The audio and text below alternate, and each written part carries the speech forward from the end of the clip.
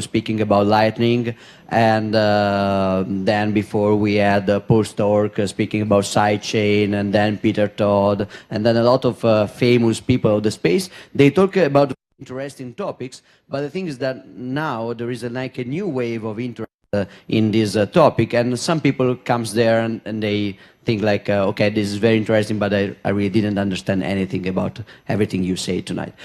So the problem is, how do you choose the topic of the meetup and the level of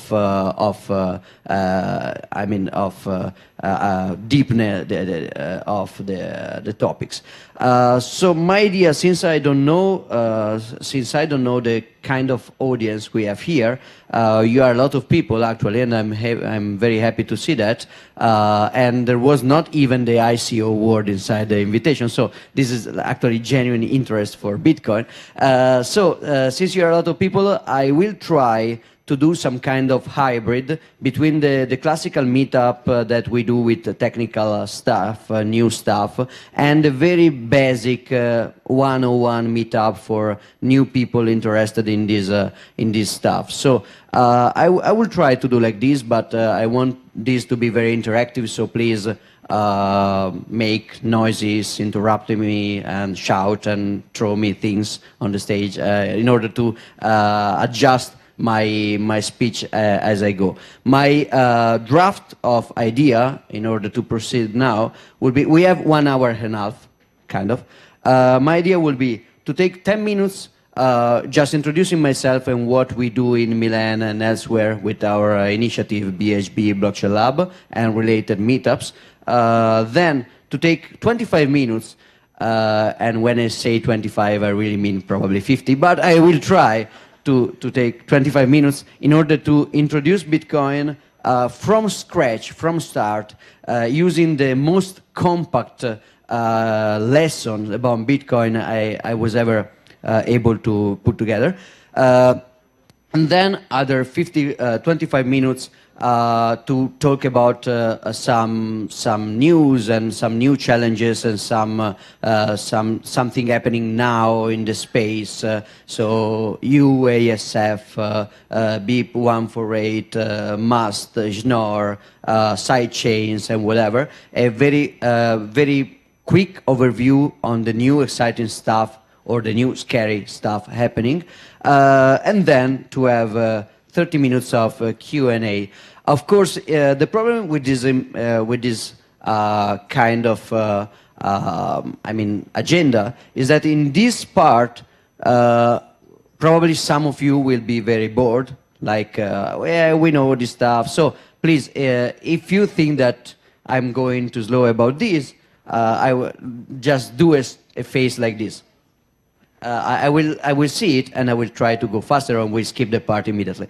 While in this part, the problem is that many of you that just maybe were introduced in the topic very recently, they will have absolutely no idea of what I'm talking about.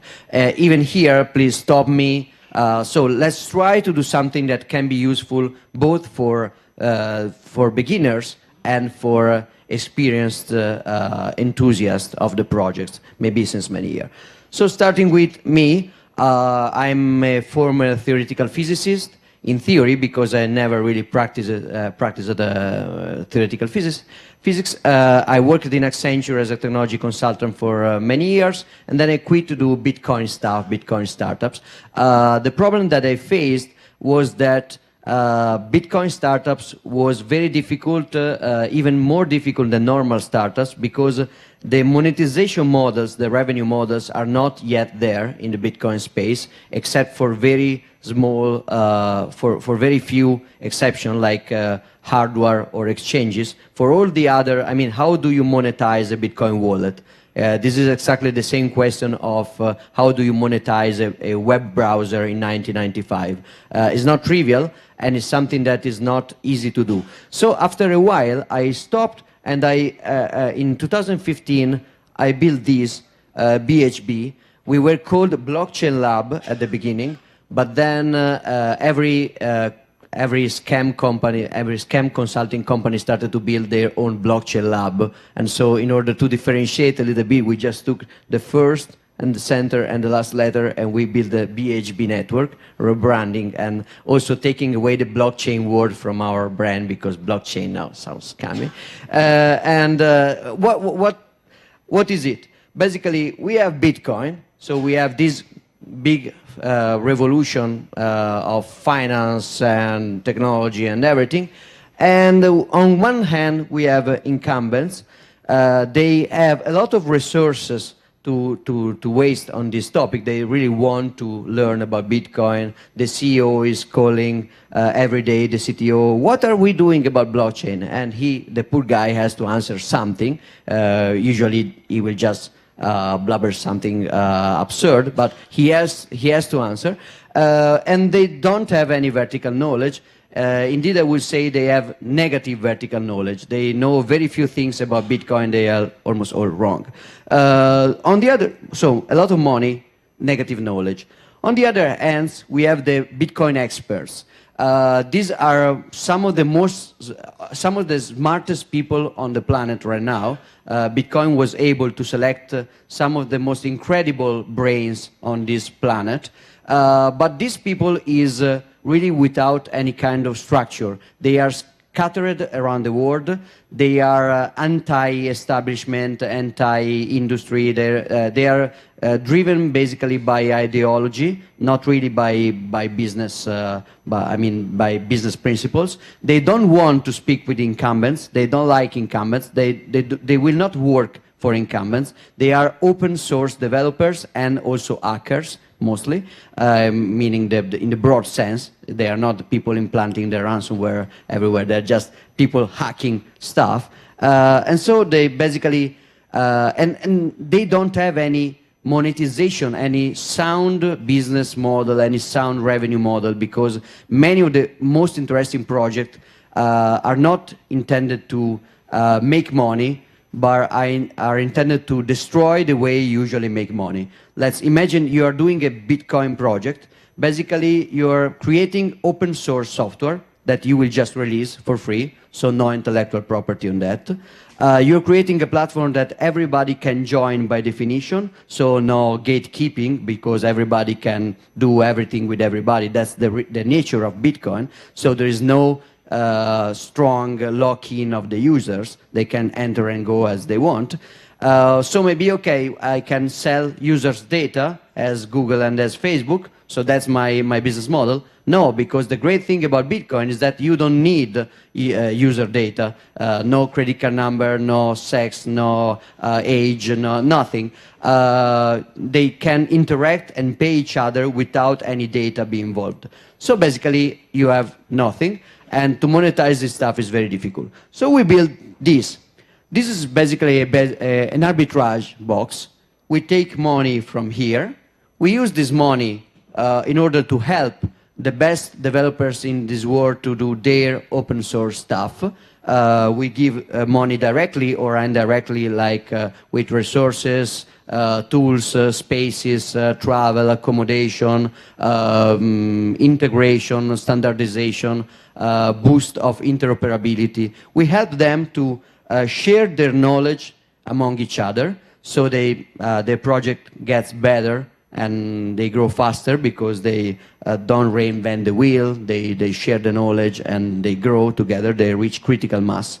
And we extract knowledge as a byproduct of that process, we package that, and we sell that to incumbents, like investment advisory or proof of concepts, or reports, or whatever. We sell information. This stuff started in Milan, but now we federated with Montreal and Johannesburg, and my intention is to create another center in Asia and another one in South America before the end of the year. So it will be a global network of super experts that will work freely on their open source stuff, just giving back not equity, not money, but information that we can sell to the incumbents. And which is this is a win-win, because these people is happy if some financial incumbent like a bank will start to use a real best practice instead of some scammy solution. If a bank start to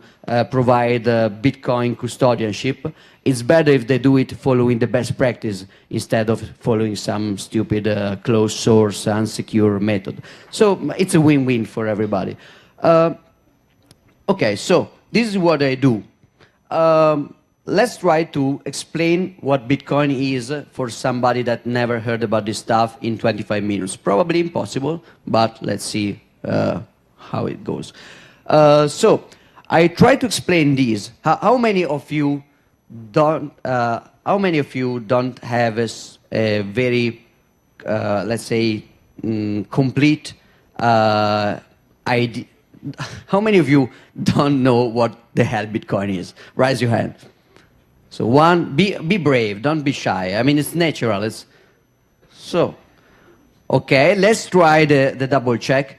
How many of you are really, I mean, they are convinced they know stuff about Bitcoin? They are Bitcoin experts. Raise your hand.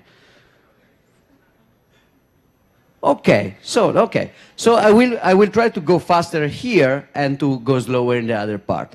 I used to explain what Bitcoin is to the 4 people that don't know it. I use basically 4 questions, the 4W: where, who, what, when.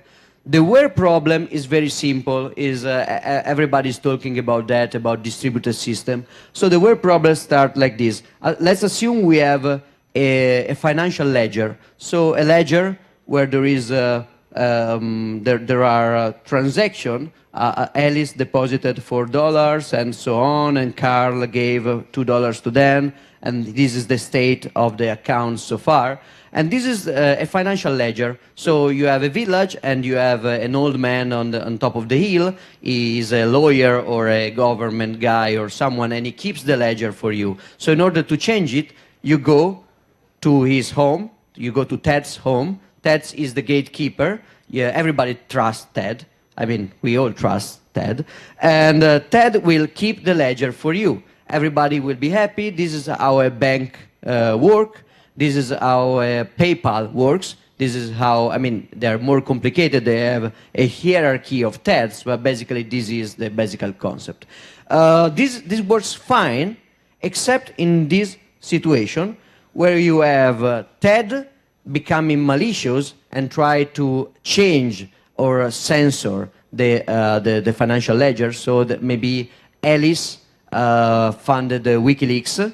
Ted doesn't like WikiLeaks, and so Ted will try to destroy Alice's account or to alter it or to take money from him and put him in another place. Usually Ted is not very evil because, I mean, Ted is a businessman. He wants people to go to him to use his financial ledger. But the problem is that there is an external guy called Mallory. Mallory is typical the malicious actor in cryptography. And this can be like an employee, a rogue employee of TED, or this can be a gangster organization or a hacker attack or a government. And they will force Mallory to censor the ledger or to alter the ledger or to manipulate the ledger somehow. So we have the problem that you cannot trust the ledger anymore because Mallory attacked it. There is a very trivial solution to that. Many people think that this is blockchain. So we take the ledger and we give a copy of the ledger to each and any one of the participants. Everybody is keeping his own copy of the ledger, and everybody is passing to each other an update of the ledger with the last change in the state, so the last transaction. This is not blockchain. This is just peer-to-peer open source software. And blockchain is something more advanced and more sophisticated. Many people from banks and insurance will tell you that this is blockchain. No, this is something that pre-existed blockchain by a few decades, and it's just decentralization and distribution of data among peers. So right now we don't have TED that can manipulate the ledger. We don't have even Mallory that can attack. We have the first page of the book with instruction. Everybody has to follow the instruction closely. And out of the analogy, this is basically a peer-to-peer architecture using an open source code. For example, you all remember Napster, right?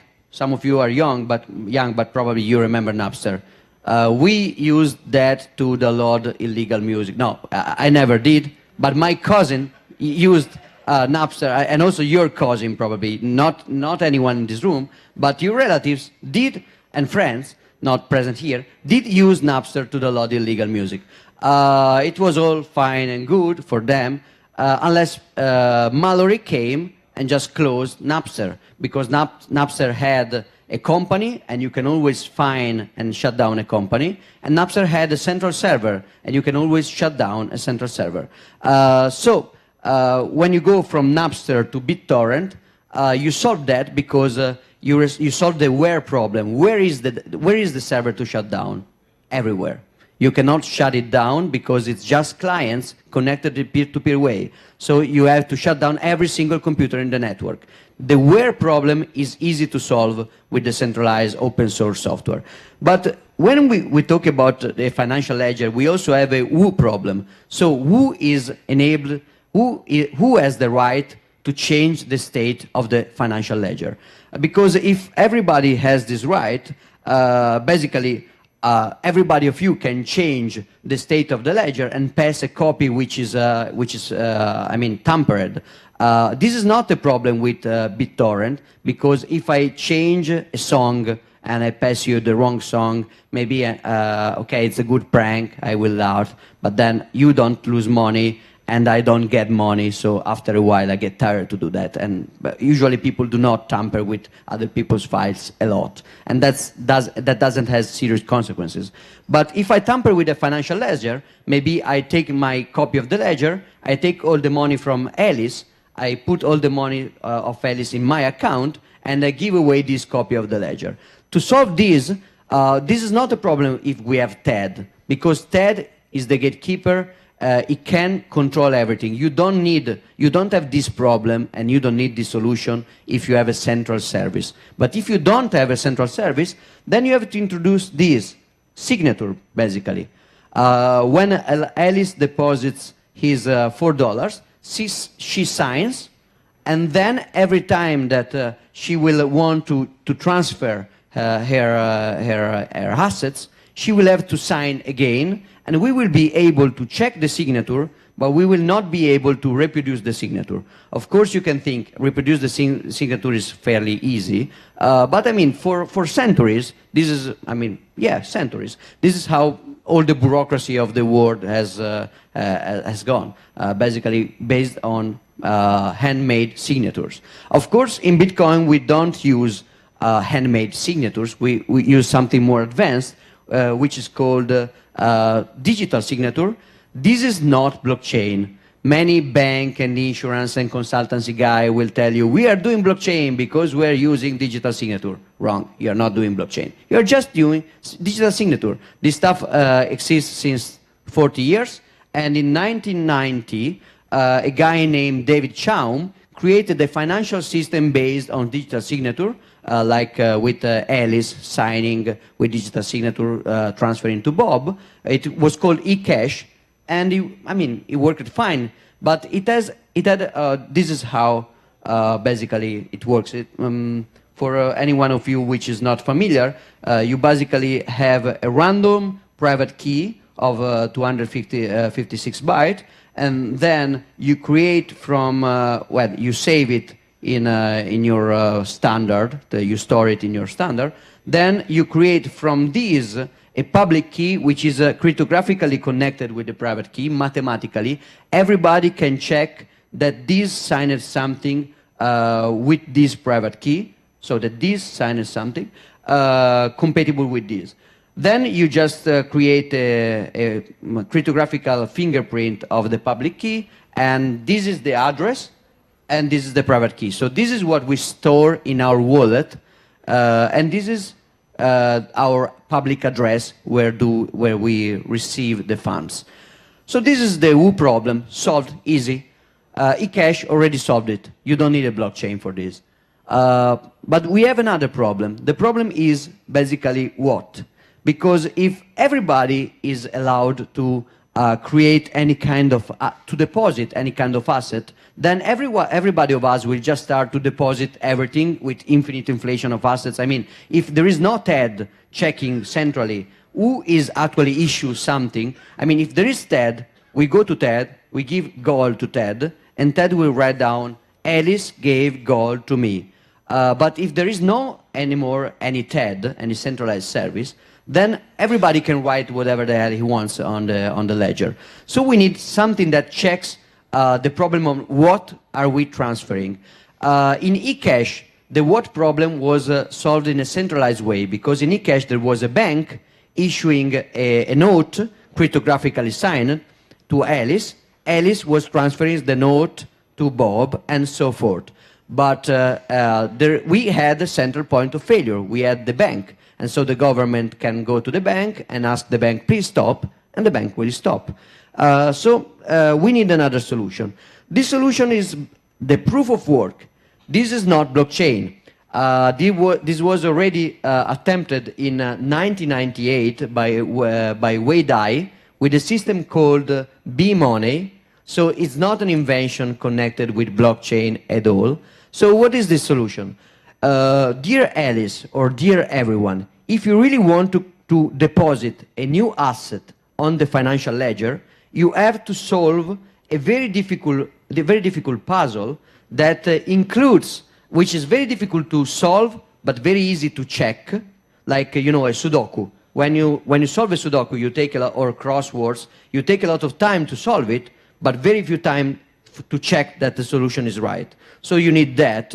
And you need to include the address of the deposit and the signature inside the puzzle. So just to use this example, I used basically automatic how do you say that? When you shuffle the letters in a word or in a sentence. What? Yes, yeah, an automatic Scrabble, in order to find, I take all the letters of this sentence. Alice deposited $4 signed by Alice. I put $4 in normal letters, and I scrambled it until I find a solution with existing words. So it took some work for me to do that. Of course, I used a computer, I used an internet program to do that, but I put some work in that. And so the most difficult is to puzzle to solve. The most guarantee we have that not everybody can just assign everything in the ledger. So what about we just change the rules in the first page of the book, and we say that everybody, in order to deposit something in the ledger, has to solve a very complex puzzle that has the address of the depositor as part of the question, so that you cannot reuse the same solution for another deposit. And we limit somehow the deposit, like you can just solve a puzzle every 10 minutes on average, and you can always you can only deposit 50 things, and then 25 after 4 years, and then 12 and 5, and so on. So you create a deflationary curve, or a not continuously inflationary curve, and basically you create, for the first time in history, you create scarcity on the digital world. So the digital world doesn't know scarcity traditionally, because everything in the digital world is information, and information is always easy to replicate and to inflate. If I give one information to you, you give one information to her, and then we have 3 copies of the same information. But with this trick, we had, for the first time, scarcity. Probably I'm already getting longer than 25 minutes, so I will go faster. So we still have another problem, even after that magnificent invention of B-Money. Why didn't B-Money work in 1998? For a single reason. We still had a centralization problem, which was the when problem. So what if Alice signs that she's just depositing $4, she solves the puzzle, but then she gives $3 to Bob, but other $3 to Carl. But she only deposited $4.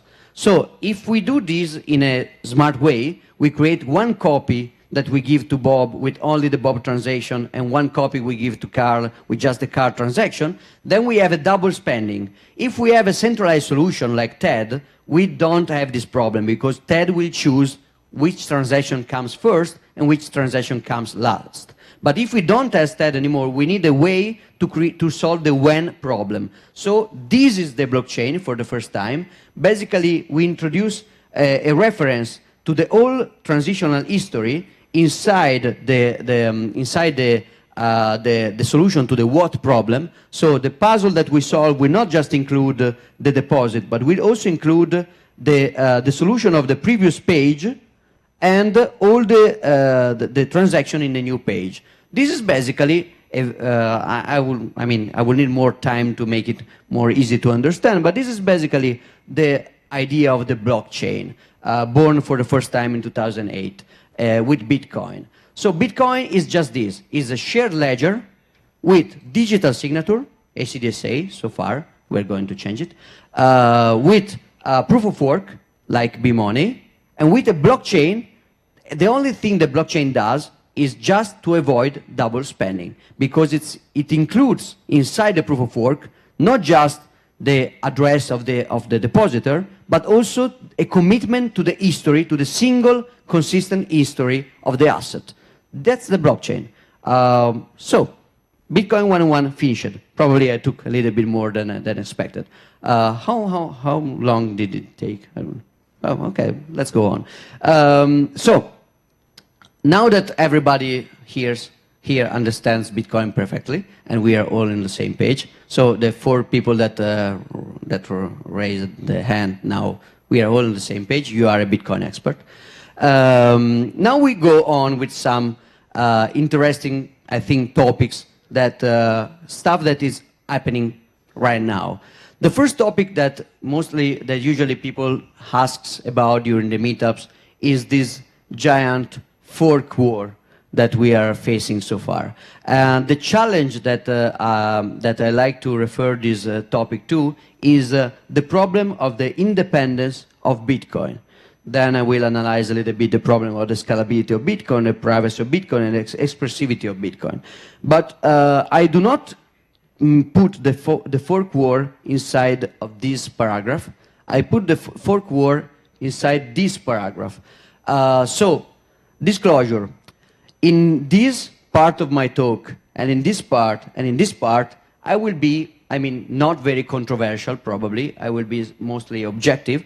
While in this part, I will show very strong opinion about something which is strongly debated so far.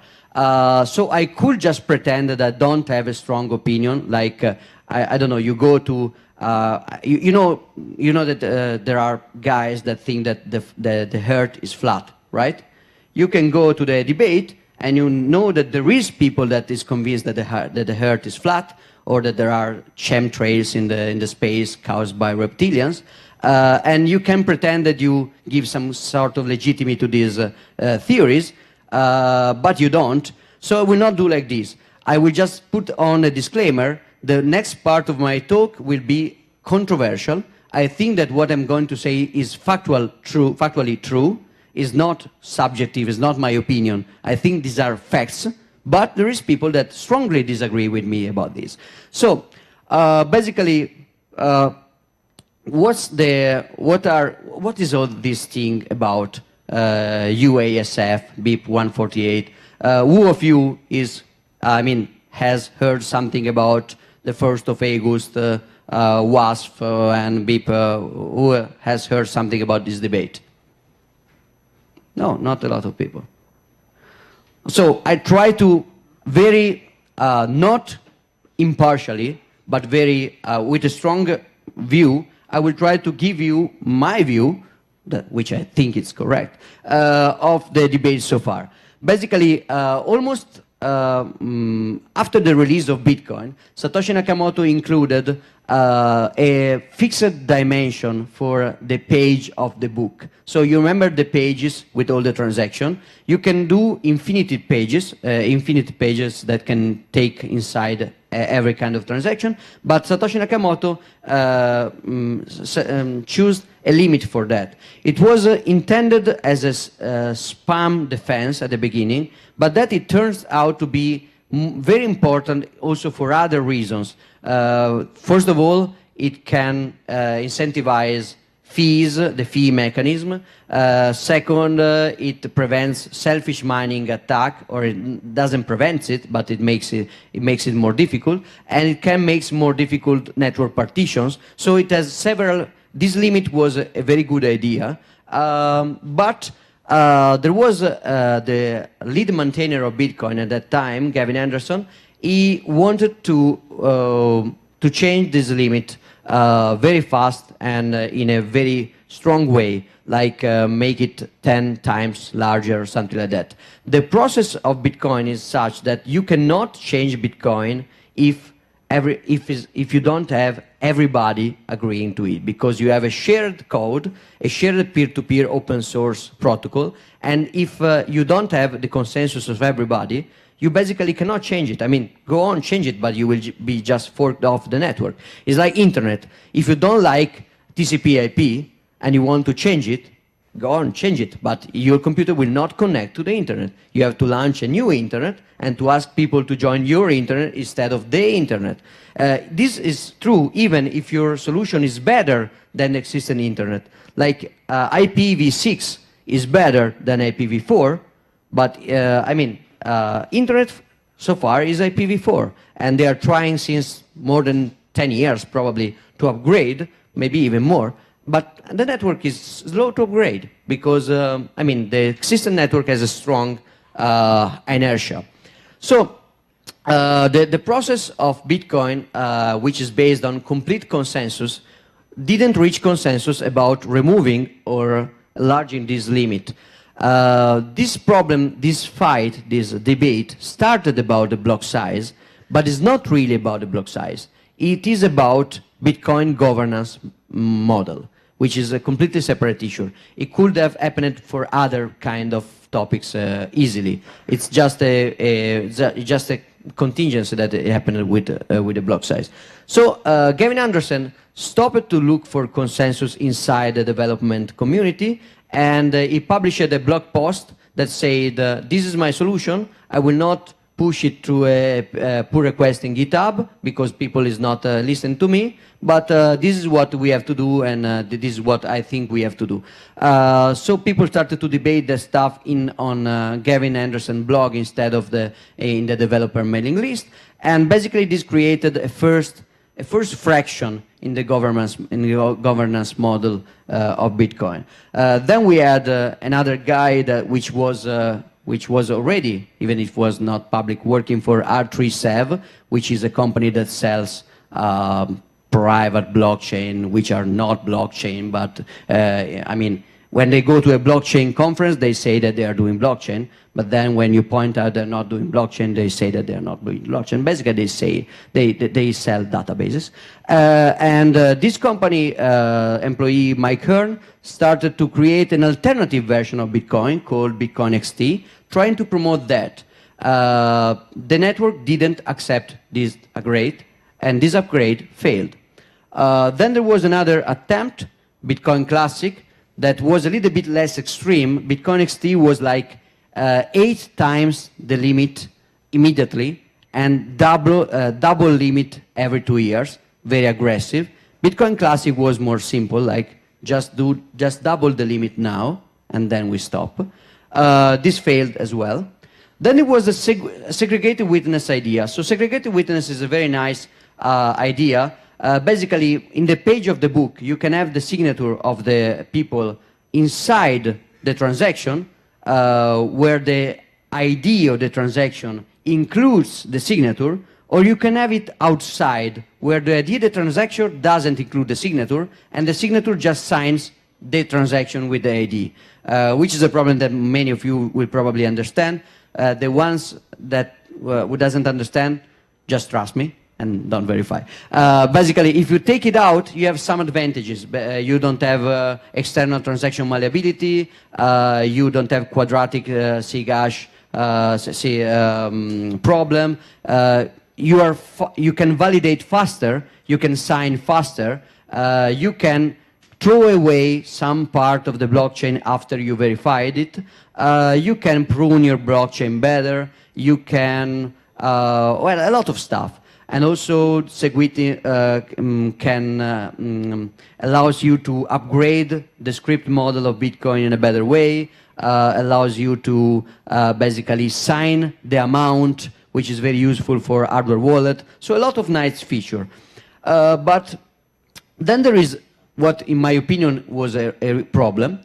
The Bitcoin developers tried to frame this solution, which was a very good technical patch, as a solution for scalability, trying to please the community that wanted more scalability.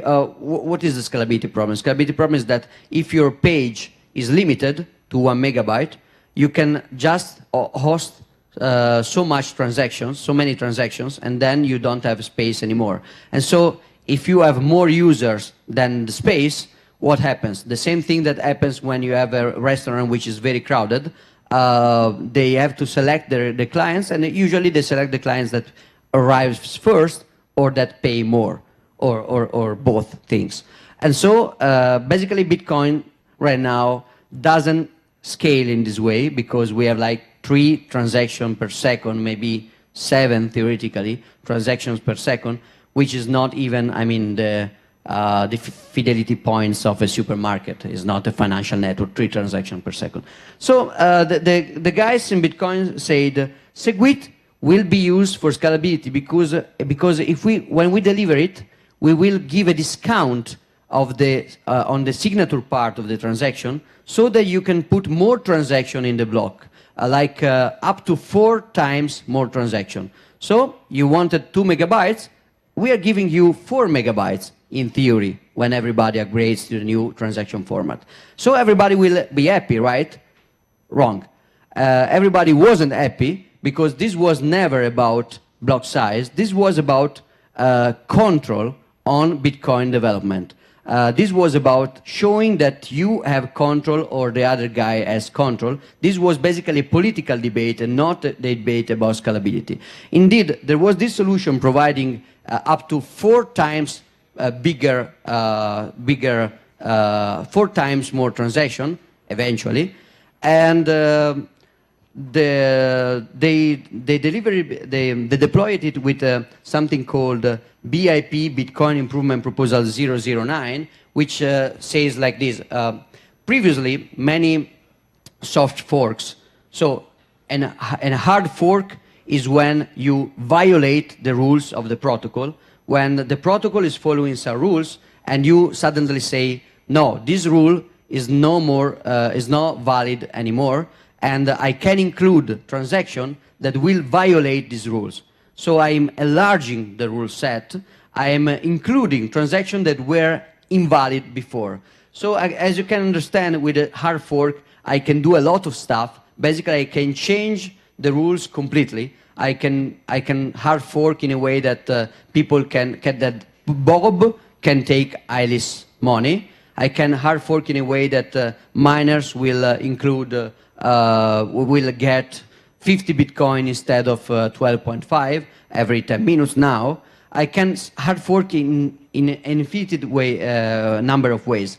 While a soft fork is different. The soft fork says the rules of Bitcoin that applied yesterday still apply. Nobody will be able to violate the rules, but we will just enforce a new set of rules on top of that. So basically, you are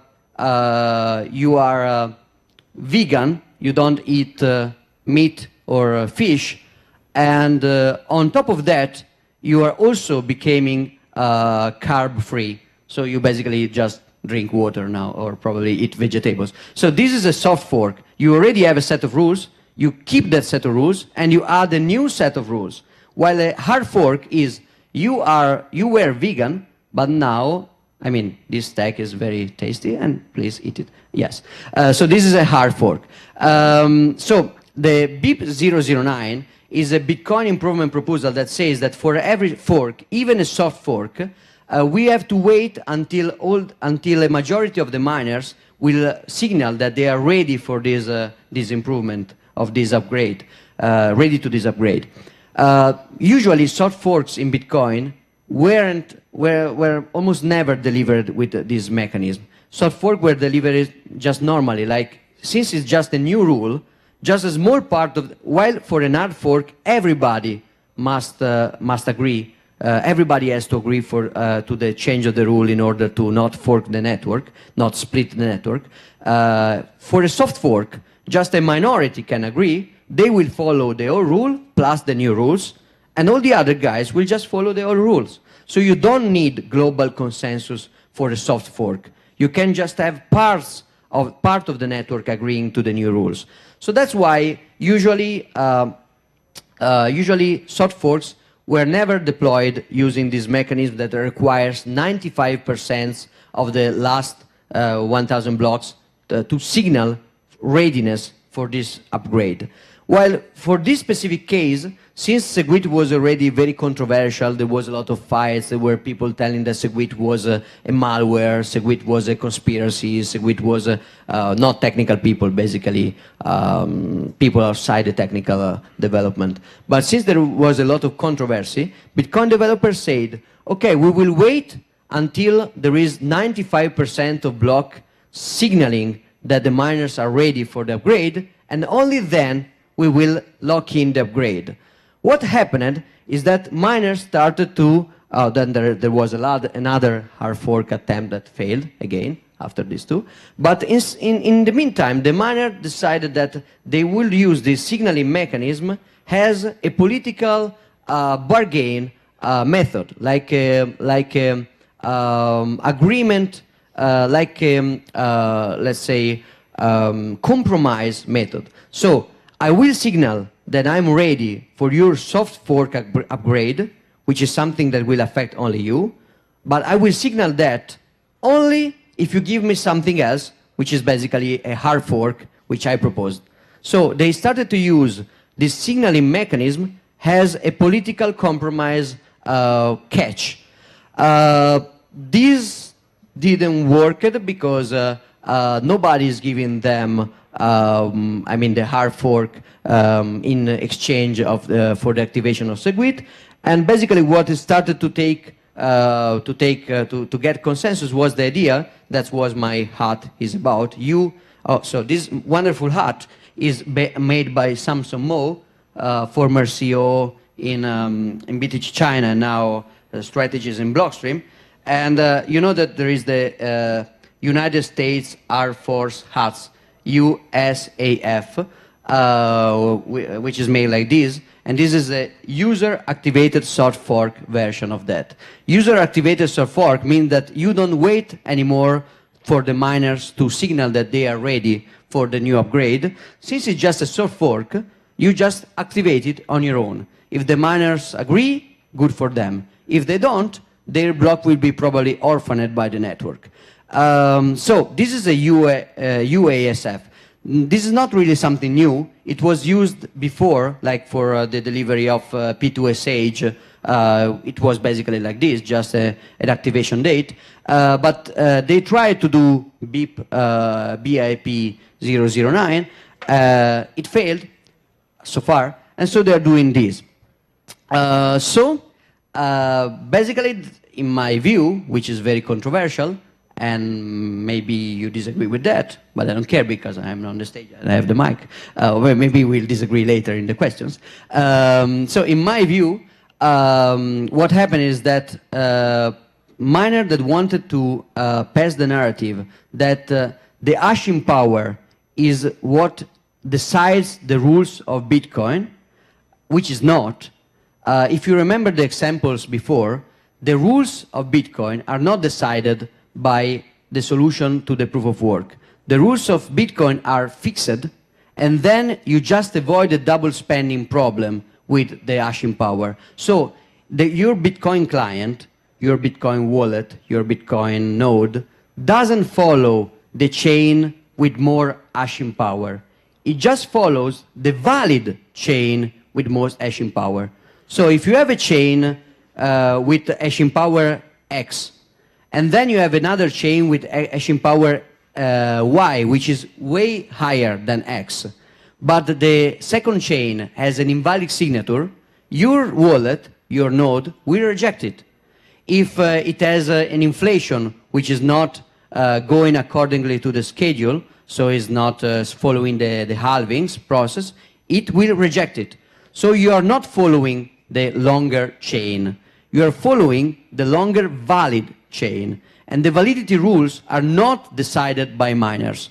The validity rules are decided by your node, and so by us. And so they're basically almost impossible to change in a real decentralized network. The only change that are possible are changes that are really uncontroversial and absolutely just like patches for bug fixing and something like that. So basically what happened is that they understood that UASF could be actually a way to destroy this attempt to get a compromise. And so they said, okay, we will signal SegWit. In practice, what will happen for the ones of you that are following in depth this debate, on July 21, they will start to signal bit 4, not BIP, not BIP, not blockchain incredible party, but BIT, so the bit of the header of the block, the bit 4, and if for 2 days more than 80% of the miner of the blocks will signal bit 4, then everybody following BIP 91, I know that you feel a little bit lost right now, but it's normal, they will start to signal bit 1. And if they signal bit 1, after other 2 days, they will start to orphan every block that is not signaling bit 1 because of that. So this is basically a miner activated soft fork, a MASF, a MASF, and it basically will activate before UASF. So they will be able to say that they won because they avoided UASF in exchange of a hard fork that will take place in October, end of October and beginning of November. And my take on this question is that it will never happen. The hard fork in October will happen just as much as this one, or this one, or this one. And this is this one. I mean, a miner is not stupid.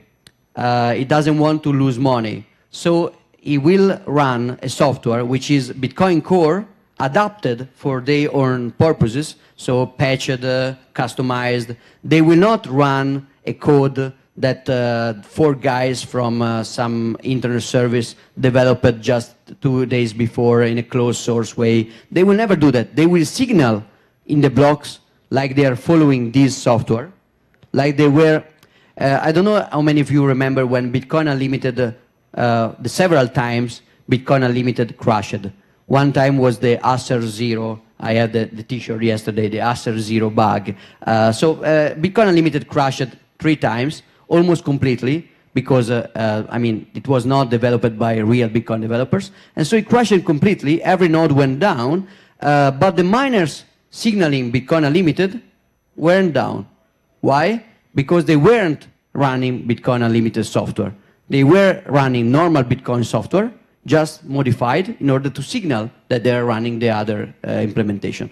This is what is happening now, and so I might think there will be no hard fork in October. It will, probably in September, it will happen something like a new debate, a new fight, a new news, some new agreement that will just delay this stuff for a while.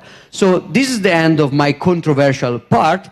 In the answer Q&A, maybe you will want to challenge this view, and I will be more than open to disagree with you. But now we will be a little bit fast because I think we are out of time, right? 20 minutes also for the questions? Oh.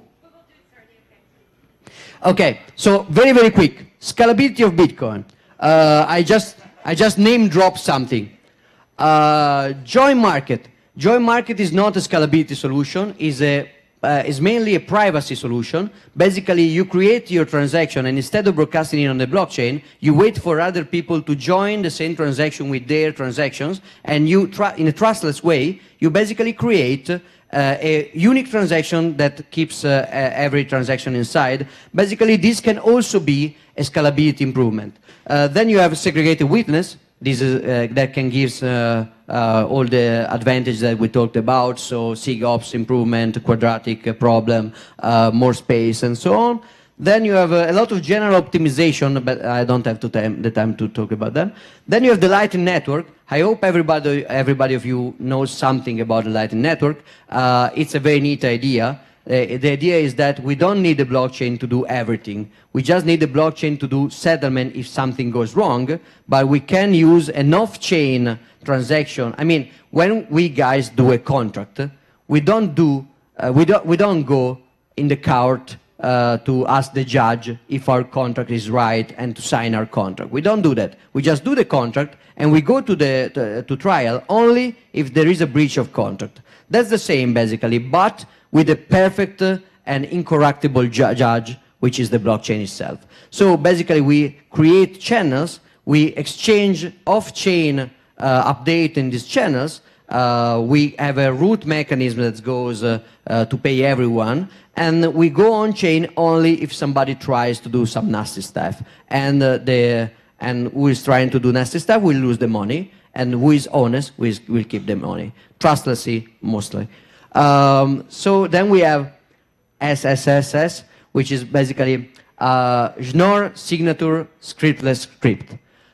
Schnorr Signature Scriptless Script is a new way to do scripts in Bitcoin transaction without using the script opcodes, but using a new form of digital signature. I say that digital signature in Bitcoin is a CDSA, but there is another kind of digital signature, Schnorr, that was not used in Bitcoin because it was closed source. It was patented up to a few years before Satoshi Nakamoto published the paper. And this will allow to do like multi-sig 90 out of 100. Right now you cannot do that. But with this stuff you can do that. Then there is MAST, which is Merkle abstract syntactic trees. I don't have the time to explain it, but it's very cool. Then there is possible the study about the first Bitcoin hard fork. The study is called SpoonNet. There is a lot of developers that are thinking what are the upgrade to Bitcoin that cannot be done with the soft fork. The idea is if we really need to do an hard fork, so if we really need to change the rules of Bitcoin, what should we do with that? Maybe just once in the history of Bitcoin, but what can we put inside that? And so there is a lot of study to try to do an hard fork, but maybe it will never happen. We will know if Bitcoin will ever hard fork. It's possible that it will never do that. So we have sidechains. Sidechains are not a scalability solution per se. I don't have the time to explain why, but sidechains are not a scalability solution, but sidechains are a solution in order to experiment different scalability solutions in a meaningful way. So you can do a sidechain that has, for example, big blocks or fast blocks. You can do a sidechain like Mimblewimble where the blockchain actually shrinks over the time. You can do something completely different from a blockchain like a Tangle, like a IOTA or something like that, or Dogecoin or whatever. So this is a way to experiment new scalability solution directly in production without doing hard forks or without messing up with Bitcoin. Third challenge, privacy of Bitcoin. Again, joint market is also a privacy feature. Again, Lightning Network is also a privacy feature because an external player will not see every one of our transactions. They will just see the opening of the channel and the closing of the channel. But everything in between, with all the routing, they will not be able to see it. So great privacy, great confidentiality. Also, SSSS and MAST are very good for privacy because in the transaction you will not put multi-sig. I mean, every transaction, after these two stuff are activated, every transaction will just look like one single signature and a hash of the remaining part of the tree. and that's all. Nobody will be able to look inside the script, the other parts of the other branches of the script, or inside the other signatures. Great privacy. Also, sidechains can be used in order to find, create a sidechain of Bitcoin with confidential assets like liquid or elements, or sidechain Mimblewimble, or a sidechain that uses ring signatures and range proof like Monero, or zero knowledge proof like Zcash. Zcash is an altcoin. Is a scam coin, of course, that, like every altcoin, that uses something which is called ZK snarks, which is a kind of general purpose zero-knowledge proof in order to boost privacy.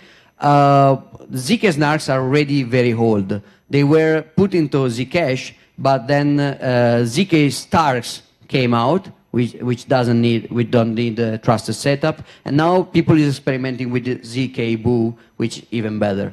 Boolean, okay, I don't have time to do this.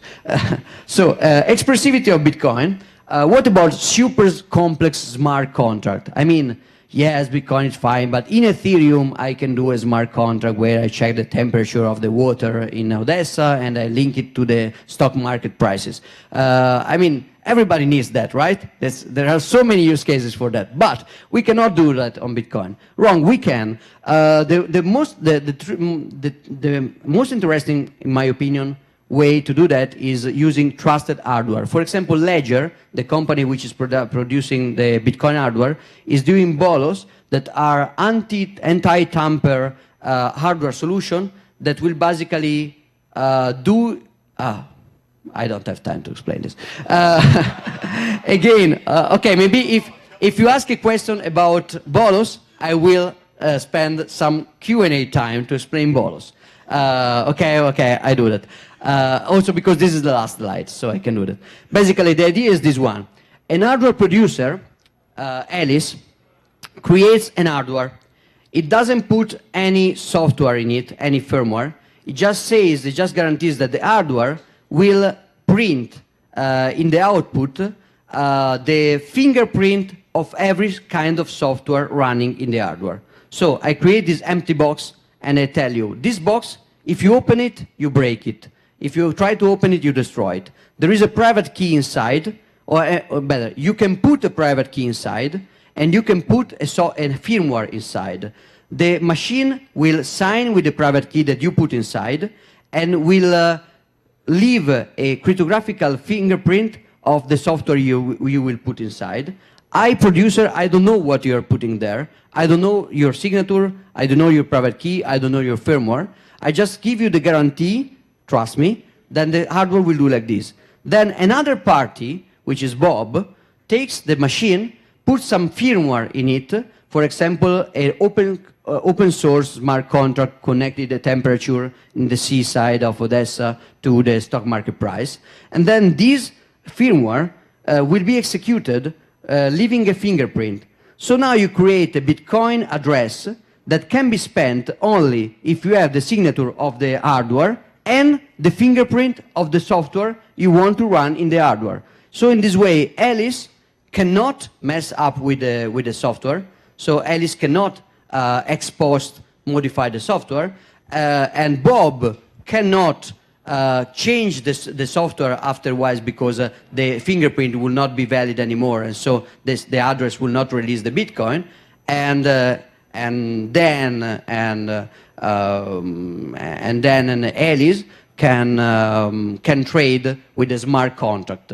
There is also the possibility to do nice stuff with covenants. But I don't have the time to explain that. So,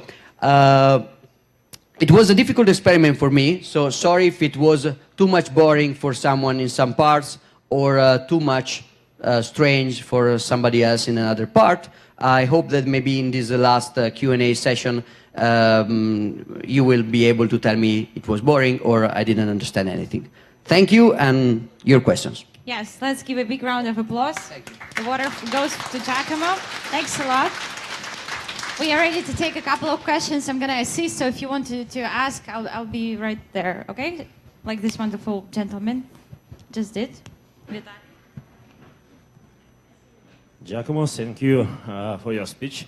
What is the most expectable actions from the miners from Unlimited community on the successful UISF voting you expect? So I expect that a minority. So the thing is this: I strongly believe that miners just used all this scalability debate in an instrumental way. It was never about the block size. It was about showing that you control the Bitcoin protocol. Because if you are just a miner and you just work, you just serve the protocol in order to avoid double spending, then I mean you are just a commodity provider. But if you can change the rules using your hashing power, then whoever has the majority of hashing power is not just able to perform a 51% attack, double spending, but is able to change Bitcoin. So now you are not just a powerful miner, but you are a geopolitical player, and you will go to meet Vladimir Putin like Vitalik, because now you are a political player. So I think that's the goal of miners. I think that if that fails, they will try again and again and again, probably, but they will not hard fork Bitcoin because they will lose money to just mine an altcoin. But some part of the community that fell for this kind of rhetoric, and they really think that everything is about block size or about shady reptilian blockstream core conspiracy, they could probably hard fork into a very small altcoin maybe in August. I know that there is this Bitcoin ABC attempt to hard fork Bitcoin. I mean, you can physically hard fork Bitcoin creating an altcoin. If you can, somebody will. And so it will probably happen. But I don't expect big miners to follow that. Okay, thank you very much. Any other questions we have? Actually, before we have a pause, I also have a question. So, Giacomo, could you, since you are such a frequent visitor to many conferences, you speak a lot, you talk to many people, what was the funniest question you have ever received? Like, funniest related to Bitcoin, of course. That's a very difficult question. So, I think that oh, this one. Great. Okay, this one, first place. Second place, I will put together the set of typical new buy questions. So the people that just, not just in conferences, but also in the Bitcoin groups, Telegram groups, Facebook groups. Usually, the first question that everybody asks is, how can I make money with Bitcoin? And that was, I mean, at the beginning, everybody was explaining, no, you cannot. And now the amount of trolling that you get if you ask that question in a group is something very, very funny. You should see the answers. Everybody will make fun of the people asking that, and it will be very, very funny. Not the answer, but not the question, but the answers. As for me, there was a funniest one when I was talking about Bitcoin, and there was one person in the group, and they were like, why you keep talking about music? I'm like, wait a sec, no, there is no music involved. And they say, well, Beethoven, are you into classics? Okay. That didn't happen to me because probably I was not in German speaking, so probably this kind of pronunciation is more German. All right, we have more questions. Sorry, that was joking one. Hello, Giacomo. I want to ask you about, say, sidechain is not scalability solution. If we have protocol with migrate liquidity from Bitcoin to sidechain without trusted element, why it's not scalability solution? You are right, and I was wrong. It's not that sidechain are not a scalability solution. They are not a direct scalability solution. So you cannot use them in a trivial way that you don't have space on Bitcoin, so you create a sidechain, and now you just use both in order to have more transaction. It doesn't work like that, because in order to maintain a sidechain, you will have the same stress on the network, the same bottlenecks, and so you basically centralize just like with bigger blocks. So it's not the direct scalability solution, but like you say, it is a very good indirect scalability solution, because on one hand, you could use a sidechain to experiment new scalability solutions, and then if they works, you could also use a sidechain theoretically, to migrate Bitcoin from the old architecture to the new architecture without performing an hard fork. So, for example, if we create a sidechain with a dynamical block size and block time, and this sidechain is working very well, and if it's trustless and I mean not federated but really trusted, maybe we could in the future migrate Bitcoin liquidity and Bitcoin users seamlessly and gradually to the new sidechain. So it could be an indirect scalability solution, but you don't have to think that you just create a sidechain and, I mean, if I have Bitcoin, I have 3 transactions a second, but I just create 10 sidechains and now I have 30 transactions a second. No, it doesn't work like that. All right, one more question here. Hello, Giacomo. Thank you for your speech. It's very. I have a question. What is your advice for, in order to prevent lose bitcoins in significant increase risk to losing Bitcoin with chain split from the 1st August? Where to keep or store your Bitcoins, on hard wallet, on exchanges? What is your advice to keep value for? So in case some chain split happens, basically if you do own your Bitcoin, which means that you and only you own the private keys, the private seed for your Bitcoin, then you are not risking anything. The only thing you risk is that the price of Bitcoin just goes down. This is your financial risk, but you don't have any security risk. While, as you said, if you are not storing Bitcoin, but you're storing a promise of Bitcoin, an IOU of Bitcoin from an exchange, because if you have Bitcoin on an exchange platform, you don't have Bitcoin. You just have some promises that somebody will give you Bitcoin eventually, but you don't own Bitcoin. You hold the promise. You hold credits. So if you hold credits, so if you are keeping Bitcoin in an exchange and a chain split happens, the exchange could behave in a way that you don't expect about the chain split. For example, when Ethereum split between Ethereum Bailout Edition and Ethereum Classic, some exchanges didn't give to the users some part of the splitted Ether. So they suffered losses because the exchange didn't give them the right amount of Ether and Ethereum and of Ether Classic. So if this happened to Bitcoin, for example, there is a chain split for a Bitcoin ABC as a very small hard fork in August. Now you have 2 Bitcoins. You have your Bitcoins and the altcoin. Your exchange should choose to not give you the other part, and which is a risk. While if you store your keys and you wait, you are safe. So basically, but that's not just for a chain split. I mean, always trade on if you have, buy on an exchange, and then take Bitcoin, get the hell out of that. Take your Bitcoin and get out and stay on your wallet. Okay. Yes, we have one question here. Maybe this will sound stupid, but broadly speaking, years down the line, and Bitcoin is the reserve currency of the world, what do you think would be a fair price to pay and a fee to settle on the base protocol? So there was some situation. It really depends. Okay, Bitcoin is the reserve asset of the world. Most of the transactions happen off chain with just settlement and channel opening on chain, or very, very large amount of transfer on chain. So the exact number that you're looking for depends on the assumption that you could do about the frequency of opening and closing.